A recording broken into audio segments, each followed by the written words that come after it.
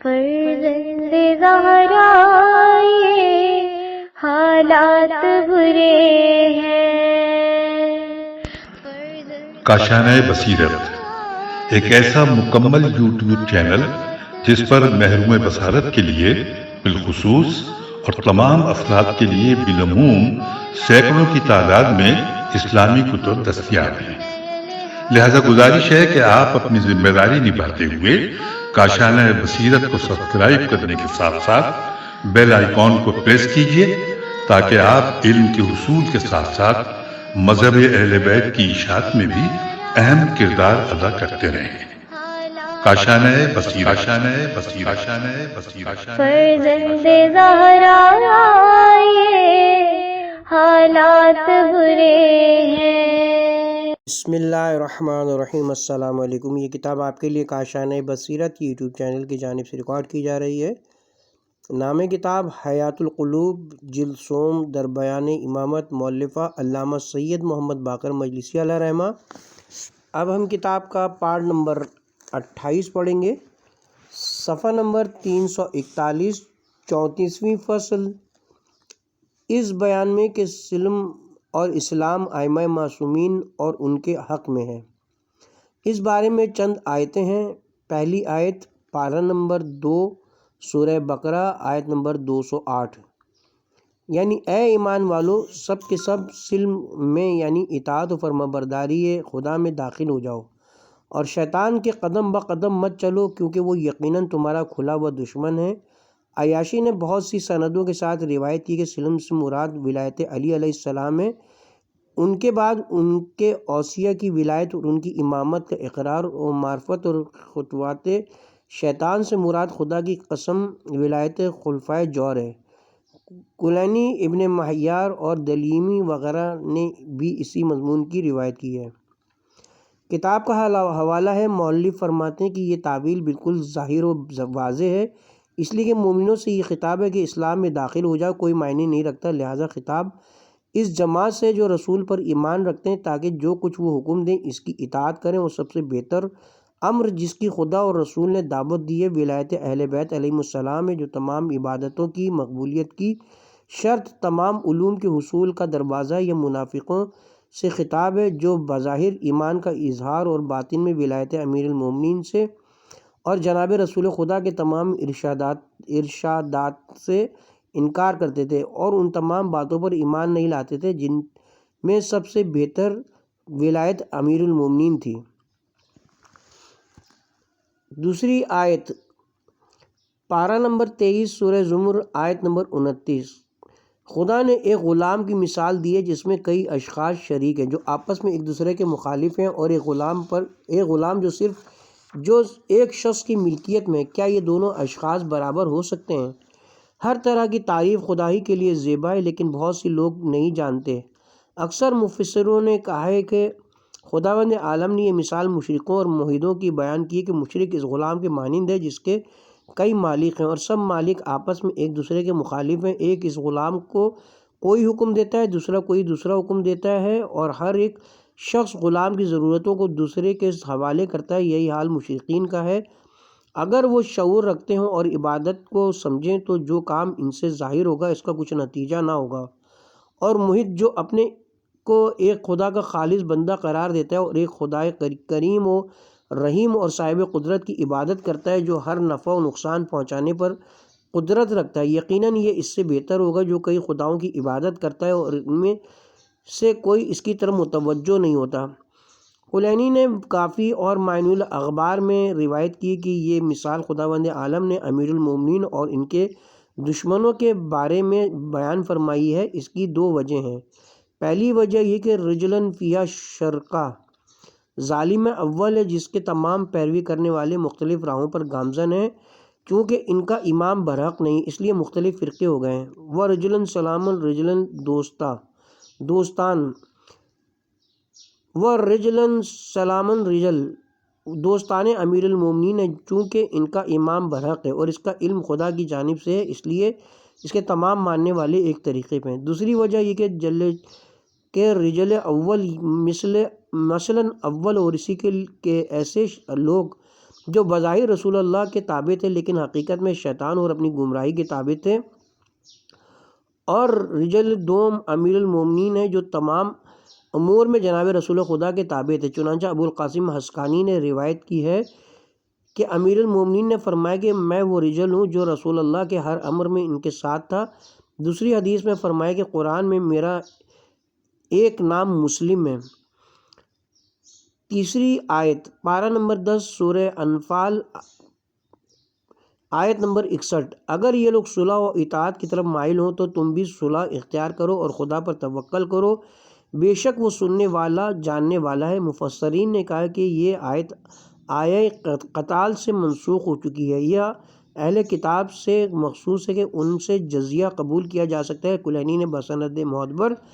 حضرت صادق علیہ السلام سے روایت کی کہ سلم سے مراد ہمارے امر میں داخل ہونا ہے، یعنی ہماری امامت کو قبول کرنا ہے۔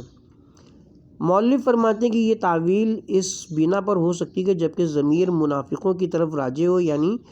اگر بظاہر امامت علی بن ابی طالب قبول کرنے کا اظہار کریں تو تم بھی ان کی یہ ظاہری صورت مان لو، اگرچہ تم جانتے ہو کہ در حقیقت یہ منافق ہیں اور مکر و فریب کر رہے ہیں۔ اس کے ساتھ ہی یہاں پہ 34ویں فصل اپنے اختتام کو پہنچی، آغاز ہوتا ہے 35ویں فصل اس بیان میں کہ خدا کی جانب سے خلفاء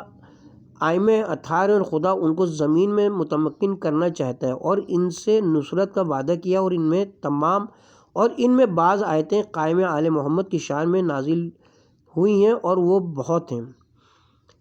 پہلی آیت پارہ نمبر 20 سورہ القصص آیت نمبر 3 تا 6، یعنی ہم تم سے موسیٰ اور فرعون کی خبر درست اور صحیح بیان کرتے ہیں ان لوگوں کے لیے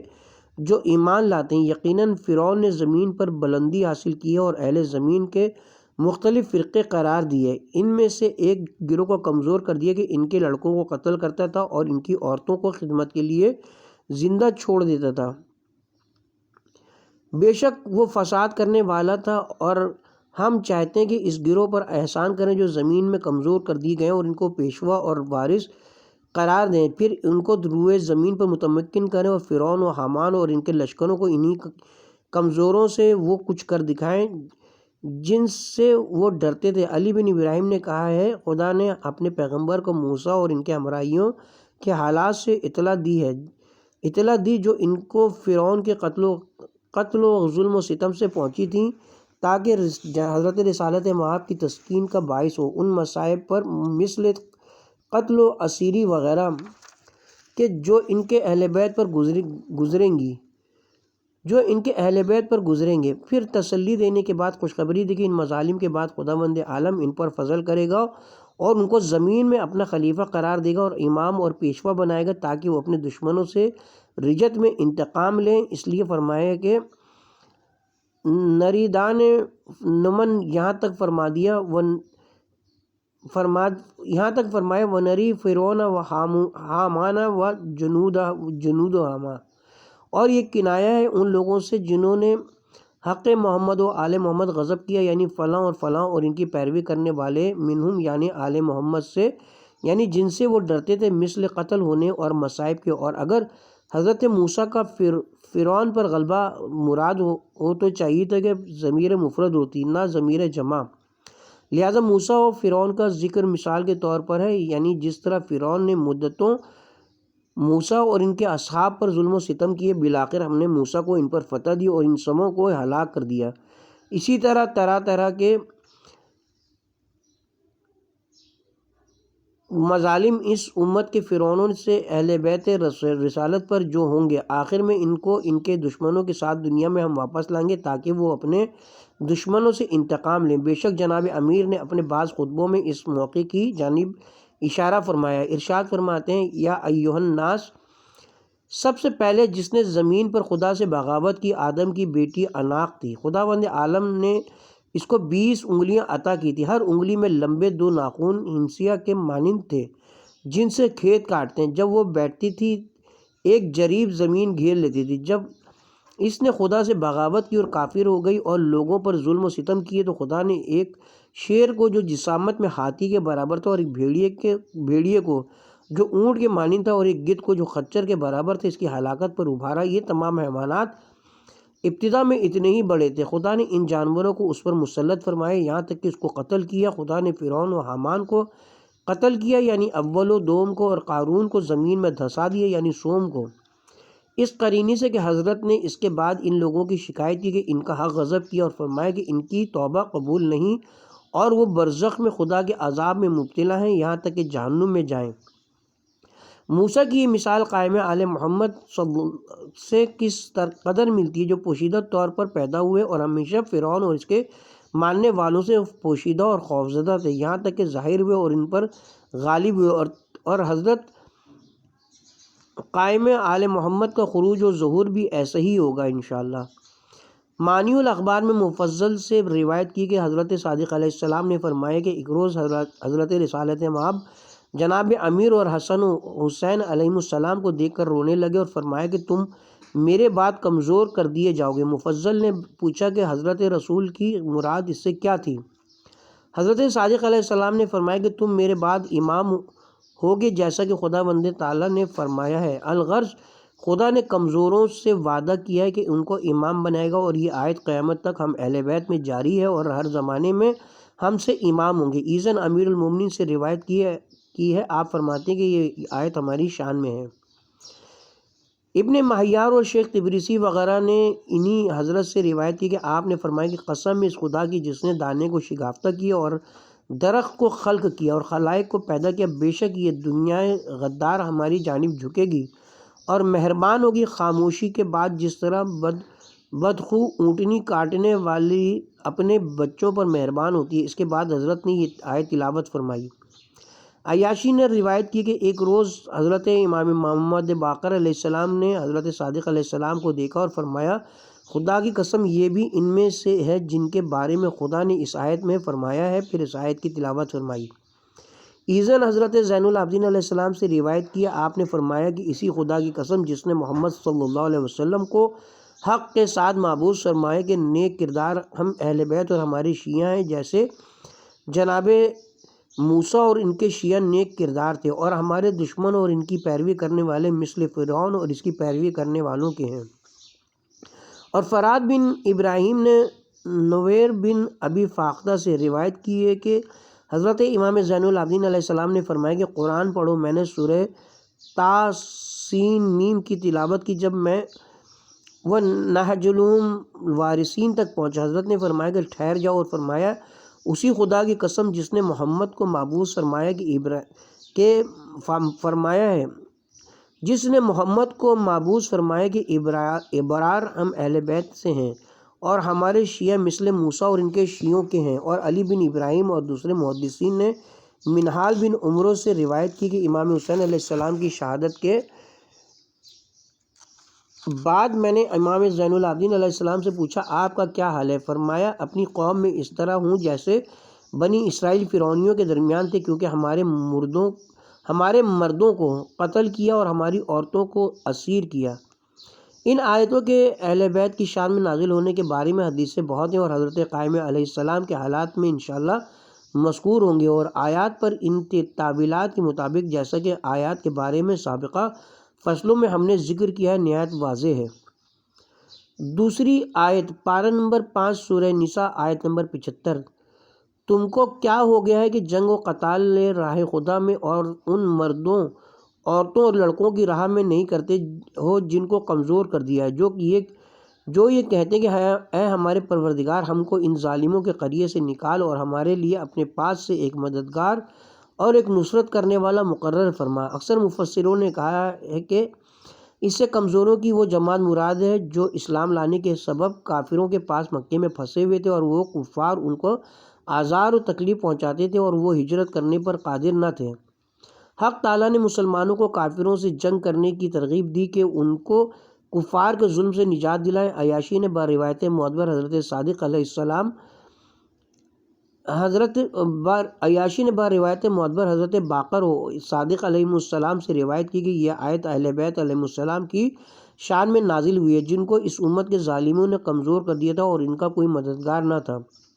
خداوند عالم نے مسلمانوں کو حکم دیا ہے کہ ان کی راہ میں جہاد کریں اور دشمنوں کے مقابلے میں ان کی مدد کریں، لہٰذا ان بزرگواروں کا اس تعویل کے ساتھ مطابق کرنا بہت مناسب ہے، اور اس تعویل کی بنا پر قریہ سے مراد مدینہ طیبہ ہو۔ لہٰذا جناب امیر علیہ السلام نے وہاں سے کوفے کی جانب ہجرت فرمائی اور اہل کوفہ نے آپ کی مدد نہیں کی، یا یہ کہ تعویل آیت کی باطنی تعویل اور ظاہر کے خلاف نہیں ہے۔ تیسری آیت پارہ نمبر 18 سورہ نور آیت نمبر 55 و 56، یعنی خدا نے تم میں سے ان اہل ایمان سے وعدہ کیا ہے جو نیک اعمال بجا لائے کہ بے شک ان کو زمین پر خلیفہ بنائے گا، جیسا کہ ان لوگوں کو خلیفہ قرار دیا تھا جو ان سے پہلے تھے، اور یقیناً ان کا وہ دین ان کے لیے متمکن کرے گا جس کو ان کے لیے پسند کیا ہے، اور بے شک خدا دشمنوں سے ان کے خوف و ہراس کو امن و امان میں تبدیل کر دے گا تاکہ میری پرستش کرے اور کسی کو میرا شریک نہ قرار دیں۔ پھر اس کے بعد جو کفر اختیار کرے گا تو ایسے ہی لوگ فاسق ہیں۔ کلینی اور دوسرے مفسرین نے بسند معتبر حضرت باقر و صادق علیہ السلام سے روایت کی ہے کہ یہ آیہ کریمہ آئمہ اور اہلیان امر سے مخصوص ہے جن سے خدا نے بعد رسول وعدہ کیا اور بشارت دی ہے اور ان کو اپنے علم و دین کے لیے خلیفہ قرار دیا ہے، جس طرح حضرت آدم کے اوصیاء کو ان کے بعد خلیفہ بنایا تھا۔ علی بن ابراہیم نے روایت کی کہ یہ آیت قائم آل محمد کی شان میں نازل ہوئی ہے۔ عیاشی اور دوسرے مفسرین نے حضرت علی بن حسین علیہ السلام سے روایت کی کہ یہ اطمینان و سکون اور امن و امان ہمارے شیعوں کے لیے اس امت کے مہدی کے زمانے میں ہوگا، اور وہ ہے جس کے بارے میں جناب رسول خدا نے فرمایا کہ اگر دنیا کا ایک روز بھی باقی رہے گا تو خداوند عالم اس کو دراز کر دے گا تاکہ میری اولاد میں سے ایک شخص لوگوں پر حاکم ہو جو میرا اہتمام ہوگا اور زمین کو عدالت سے بھر دے گا۔ اس کے بعد جبکہ وہ ظلم و جور سے بھر گئی ہوگی، اور فراد بن ابراہیم نے بہت سی سندوں کے ساتھ روایت کی کہ یہ آیت آل محمد کی شان میں نازل ہوئی ہے، اور بہت سی دعاؤں اور زیارتوں میں یہ مضمون وارد ہوا ہے، اور ان آیتوں کے بارے میں جو حضرت قائم آل محمد کی شان میں نازل ہوئی ہیں آپ سے متعلقہ تمام حدیثیں مذکور ہوں گی انشاءاللہ۔ چوتھی آیت پارہ نمبر 17 سورہ حج آیت نمبر 41 تا 44، یعنی اگر ہم ان لوگوں کو زمین میں اختیار دے دیں پھر بھی یہ نماز کو قائم رکھیں گے اور زکوٰۃ دیں گے اور لوگوں کو نیکیوں کا حکم دیں گے اور برائیوں سے روکیں گے اور تمام امور کی بازگشت خدا کی جانب ہے، اور اگر یہ لوگ ہم تمہاری تکذیب کریں تو ان سے پہلے قوم نوح و عاد جو ہود کی قومیں تھی، اور سمود جو حضرت صالح کی قوم تھی، اور قوم ابراہیم اور قوم لوط اور اصحاب مدین جو شعیب کی قوم کے تھے، ان سب نے اپنے پیغمبروں کی تکذیب کی، اور جناب موسیٰ کی قوم نے بھی ان کو جھٹلایا تو ہم نے کافروں کو مہلت دی، پھر ہم نے ان کی گرفت کی تو وہ ہمارا انکار نہ کر سکے۔ ابن شہر عاشوب، ابن مہیار اور فراد وغیرہ نے بہت سی سندوں کے ساتھ امام محمد باقر اور صادق علیہ السلام سے روایت کی کہ ہم وہ لوگ ہیں جن کا ذکر خدا نے اس آیت میں فرمایا ہے۔ ایزن ابن مہیار نے حضرت موسیٰ بن جعفر علیہ السلام سے روایت کی ہے، آپ نے فرمایا کہ ایک روز میں اپنے پدر بزرگوار کی خدمت میں مسجد میں حاضر تھا، ناگاہ ان حضرت کے پاس ایک شخص آیا اور کہا اے فرزند رسول، مجھ پر کتاب خدا کی یہ آیت سمجھنا دشوار ہے۔ میں نے جعفر جفعی سے دریافت کیا، انہوں نے کہا کہ آپ سے معلوم کروں۔ حضرت نے پوچھا وہ کون سی آیت ہے؟ کہا الذین ان مکنہم فی الآخرہ۔ حضرت نے فرمایا ہاں ہماری شان میں نازل ہوئی ہے، اور اس کا سبب یہ کہ اصحاب رسول میں سے چند سربراہ لوگ جناب رسول خدا کی خدمت میں حاضر ہوئے اور کہا یا رسول اللہ، یہ امر یعنی بعد آپ کے امارت و خلافت پر قائم ہوگا، خدا کی قسم اگر کوئی شخص آپ کے اہل بیت میں سے ہوگا تو ہم اس سے اپنی جان کا خطرہ محسوس کرتے ہیں، اگر کوئی دوسرا شخص ہوگا تو یہ شاید وہ ہم پر زیادہ مہربان اور ہم سے زیادہ نزدیک ہوگا۔ یہ سن کر حضرت نہایت خشمناک ہوئے اور فرمایا کہ خدا کی قسم اگر خدا ان میں سے خلیفہ مقرر فرمائے گا تو یقیناً وہ زمین میں نماز کو قائم رکھیں گے اور زکوٰۃ اس کے مستحق کو دیں گے، اور یقیناً نیکیوں کا حکم دیں گے اور برائیوں سے منع کریں گے، اور بے شک خدا ان لوگوں کی ناک ذلت کی خاک پر رگڑے گا جو میرے اہل بیت اور میری اولاد کو دشمن رکھے گا۔ اس وقت خدا نے یہ آیت نازل فرمائی۔ ابن ماہیار نے حضرت باقر علیہ السلام سے روایت کی کہ پہلی آیت حضرت قائم آل محمد کی شان میں نازل ہوئی ہے، جن کو خداوند عالم زمین میں مشرق سے مغرب تک کی بادشاہی عطا فرمائے گا اور ان کے ذریعے سے دین حق کو ظاہر کرے گا اور ان کے اصحاب کے ذریعے سے باطل بدعتوں کو زائل اور محو کرے گا، جس طرح ظالموں اور جاہلوں نے حق کو زائل و برباد کیا ہوگا، اور ایسا کرے گا کہ ظلم کا کوئی اثر و نشان باقی نہ رہے گا۔ وہ نیکیوں کا حکم دے گا اور برائیوں سے منع کرے گا، اور تمام امور کی بازگشت خدا کی جانب ہے۔ 5ویں آیت پارہ نمبر 20 سورہ قصص آیت نمبر 61۔ کیا وہ شخص جس نے ہم سے اچھا وعدہ کیا پھر اس سے وہ وعدہ پورا کیا جائے گا اس شخص کے مانند ہے جس کو ہم نے دنیا کی چند روزہ نعمتیں دے رکھی ہیں، تو وہ قیامت کے دن عذاب الہی میں مبتلا کر دیا جائے گا، پھر دنیا کی نعمتیں اور لذتیں اس کو کچھ فائدہ نہ دیں گی۔ ابن ماہیار نے روایت کی کہ یہ آیت حضرت امیر المومنین و حمزہ کی شان میں نازل ہوئی ہے،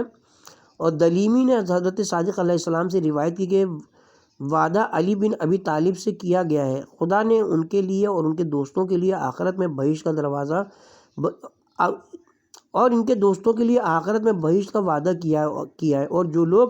عذاب میں مبتلا کیے جائیں گے وہ دشمنان حضرت ہیں جنہوں نے دنیا میں ان کا حق غصب کیا اور ناحق بادشاہی کی، خدا نے ان کو دنیا میں مہلت دی ہے۔ 6ٹی آیت، یعنی ہم عنقریب ان کو دنیا میں زمین کی ہم عنقریب ان کو دنیا میں زمین کے ہر طرف اور ان کی جانوں میں اپنی آیتیں اور نشانیاں دکھائیں گے تاکہ ان پر ظاہر ہو جائے کہ وہی حق ہے۔ ابن ماہیار نے حضرت صادق علیہ السلام سے روایت کی کہ آفاق میں دکھانے کا یہ مطلب ہے کہ اطراف زمین کو اہل خلاف پر حضرت قائم علیہ السلام کے زمانے میں تنگ کر دے گا، اور ان کی جانوں کو دکھانے کا مقصد یہ ہے کہ اہل خلاف میں بصورت حیوانات مسخ ہوں گے تاکہ ان پر یہ واضح ہو جائے کہ قائم آل محمد وہی ہیں اور حق ان کے ساتھ ہے۔ اس کے ساتھ ہی یہاں پہ 35ویں فصل اپنے اختتام کو پہنچی۔ صفحہ نمبر 350 آغاز ہوتا ہے 36ویں فصل، اس بیان میں کہ کلمہ اور کلام کی تعبیل آل محمد اور ان کی ولایت و دوستی سے کی گئی ہے۔ اس بارے میں بہت سی آیتیں ہیں۔ پہلی آیت پارہ نمبر 25 آیت نمبر 28 سورہ زخرف، خداوند عالم نے یہ ارشاد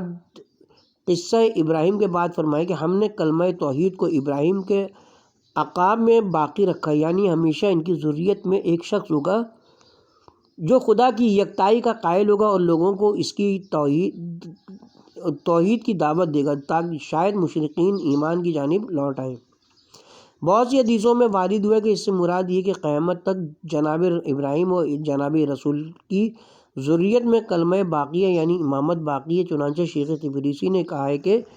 بعضوں نے کہا ہے کہ کلمے سے مراد توحید ہے، اور بعض نے کہا ہے کہ اس سے مراد امامت تک ان کی ذریت میں رہے گی، اور حضرت صادق علیہ السلام سے بھی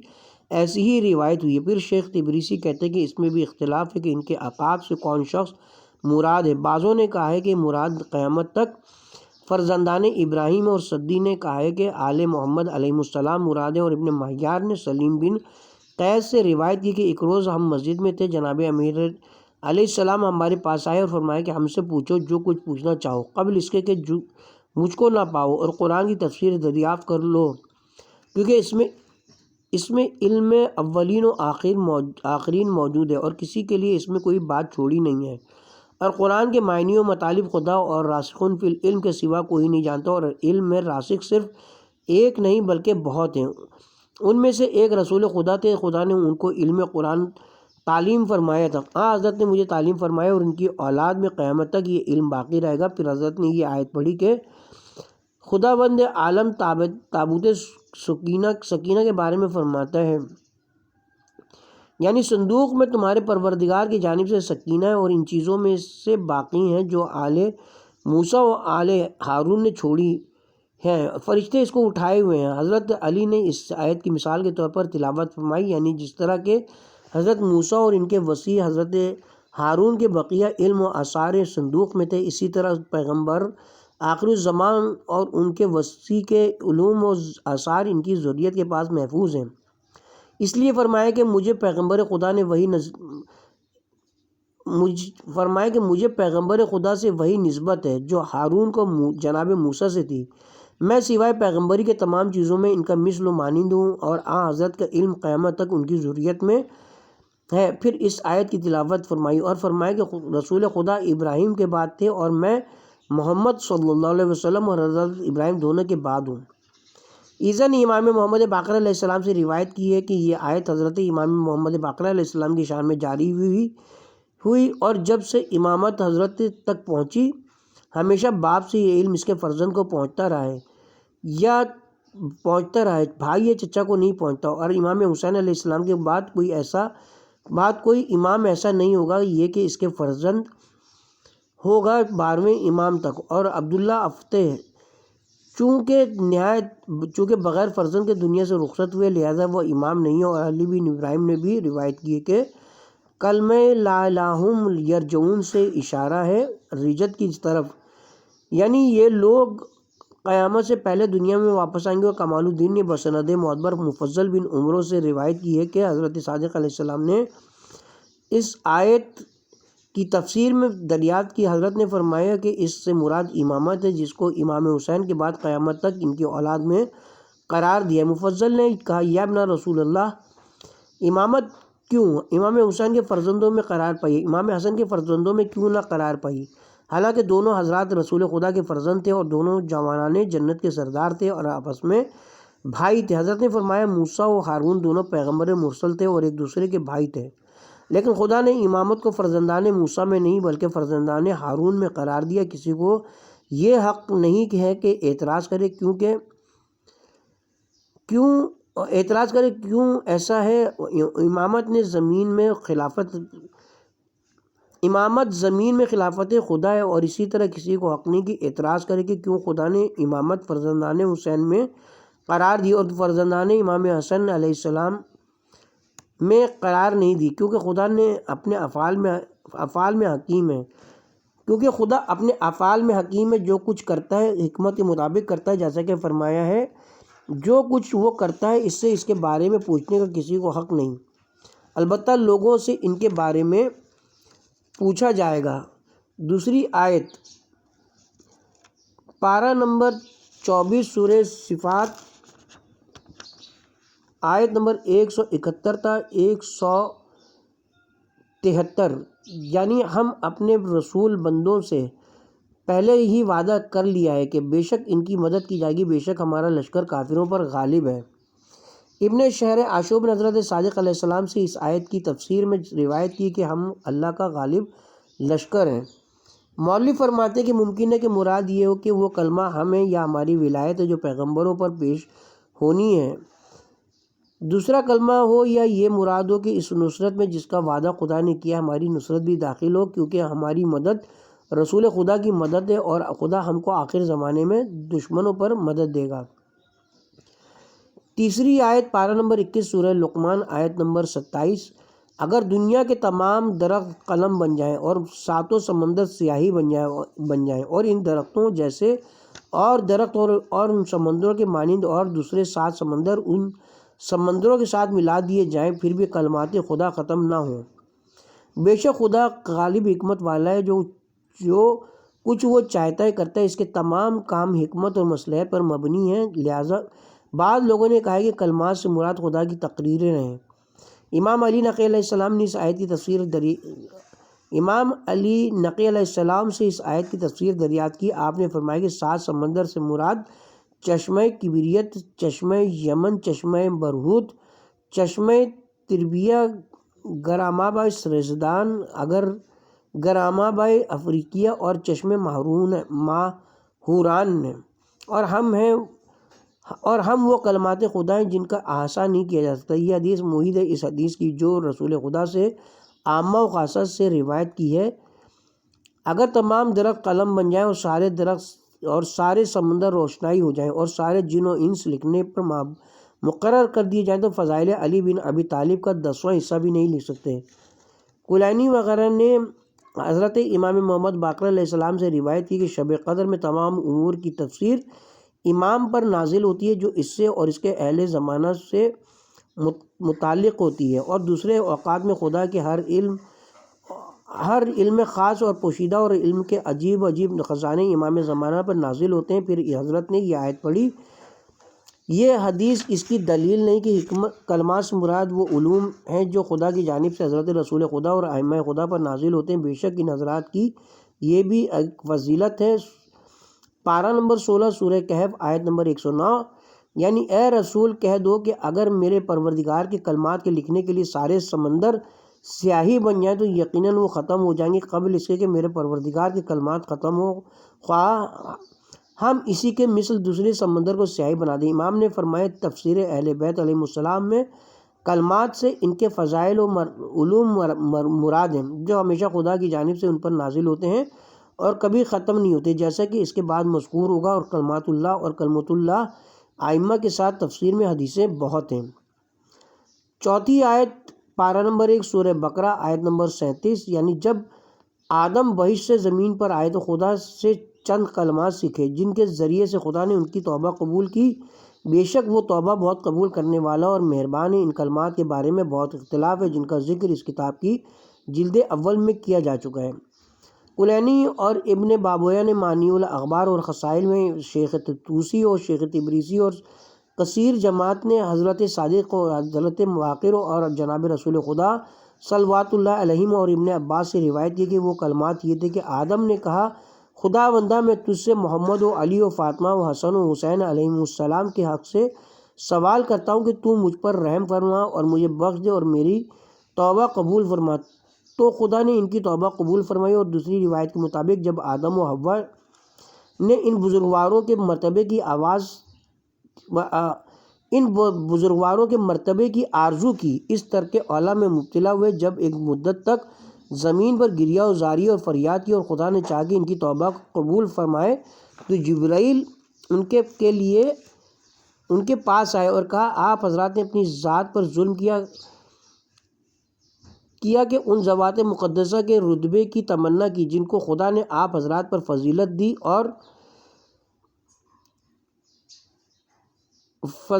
اور بلندی عطا فرمائی ہے، لہٰذا انہی ناموں کا واسطہ دے کر سوال کیجیے جو